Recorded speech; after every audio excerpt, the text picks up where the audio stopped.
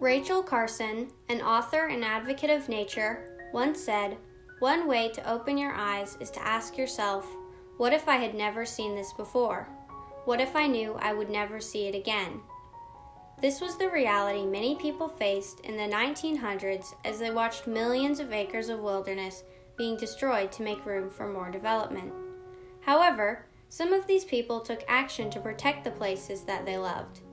Among those who helped was Ansel Adams, whose remarkable and inspiring photographs helped him communicate that nature is worth protecting. During the 1900s, Ansel Adams used his photographs, books, and articles to communicate the beauty and importance of the wilderness, continuing the legacy of conservation pioneered by Teddy Roosevelt and John Muir. Adams' photographs were emotionally moving, and they inspired people to protect the places they depicted. A combination of Adams' work, passion for nature, and position in the Sierra Club ultimately helped him propel environmental conservation into a widespread movement. Conservation pioneer John Muir had been interested in nature since childhood, and by the time he graduated from college, had dedicated his life to researching and protecting it. In 1903, President Teddy Roosevelt visited John Muir in Yosemite. This 3-day wilderness trip was where Roosevelt became really interested in conservation, and Muir and Roosevelt proceeded to help preserve about 230 million acres of public land. Their efforts helped kickstart the conservation movement, but they still needed someone who could bring their vision to national attention. Ansel Adams was born in 1902 in San Francisco, California, and grew up in the early days of the conservation movement. As a child, he explored the sand dunes around San Francisco, which undoubtedly helped him develop a love for nature. As a young adult, he initially wanted to be a concert pianist. However, after visiting Yosemite National Park in 1916, he decided to pursue photography. Adams' early photography work was as a technician for a commercial firm. This was where he learned to edit photographs in the darkroom, a skill he perfected and used extensively in his later pictures. Although Adams did edit his photographs, he was still very committed to capturing the object or scene realistically. He once said, "A photograph, because of its intense realism, must be completely accurate in mood and factual relationships." This dedication to showing the object accurately was part of what made Adams' photographs so captivating. John Sharkowski, a photographer and historian, described Adams' photographs as different from what we see in any landscape photographer before him. They are concerned with the description of the light that they modulate, the light that justifies their relationship to each other. When Adams first started taking photographs, photography was not yet considered an art form. Many photographers at the time used the pictorialist style, where the goal was to make the photograph look as much like a painting as possible. Adams wanted to capture the object accurately, though, so he soon took up the newer style of realism. According to Evan Russell, curator of the Ansel Adams Gallery in Yosemite National Park, Ansel Adams' ability to give photography a prominence in the art world and in the public eye was significant. Without that as a foundation, getting an audience to take his work or subject matter seriously would have been a much steeper climb. Further, according to Russell, the work Ansel was able to produce had an essence of innovation or modernity, which most assuredly helped connect modern people to his work, to Yosemite, and to the wilderness.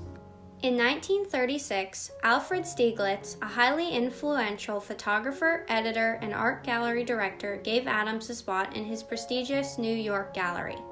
This was a huge breakthrough for Adams' photography career, and it boosted him to national fame. As he rose to fame, he also received some criticism. Although most people were awed and inspired by Adams' work, some disapproved of him photographing what they thought of as rocks during a worldwide economic depression and the threat of another world war. They thought that the beauty of nature was trivial compared to human problems. To this, Adams responded that the understanding of the inanimate and animate world of nature will aid in holding the world of man together. Today, we understand with even greater clarity that protecting and preserving nature is crucial for the well-being and survival of humanity and life on Earth, making Adams' work even more significant. One of Adams' other significant legacies was his development of the zone system, a system that allows photographers to control light in a way that allows them to optimize the final image.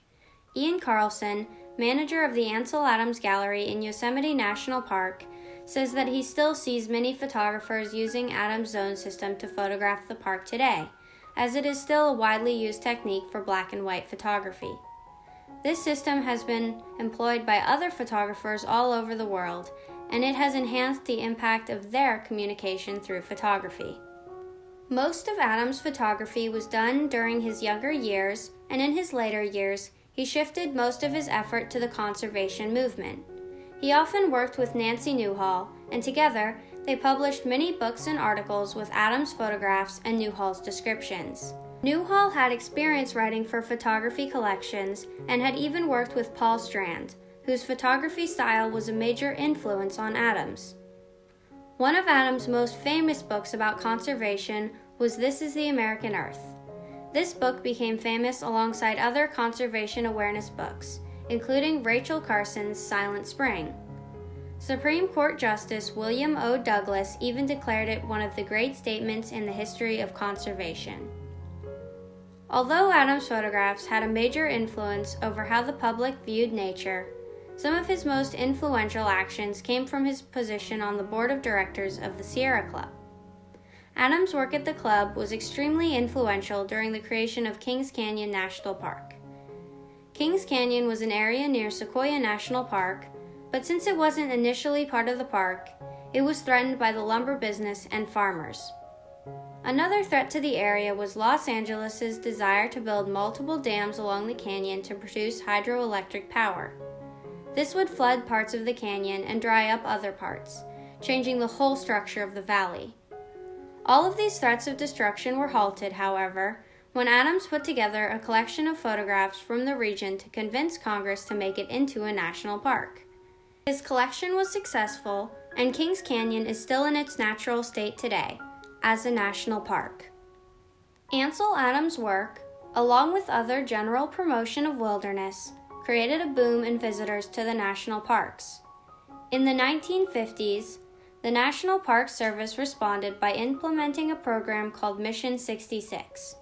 It was designed to provide more roads and accommodations to the areas around national parks. As part of Mission 66, a road would be built through the heart of Yosemite High Country.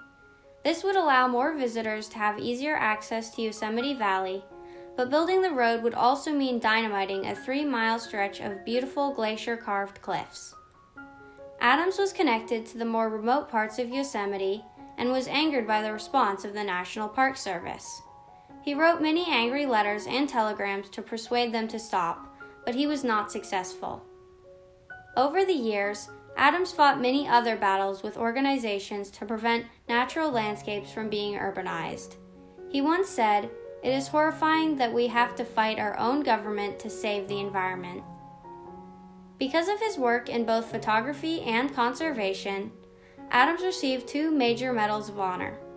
The first was the Conservation Service Award in 1968, and the second was the Presidential Medal of Freedom in 1980.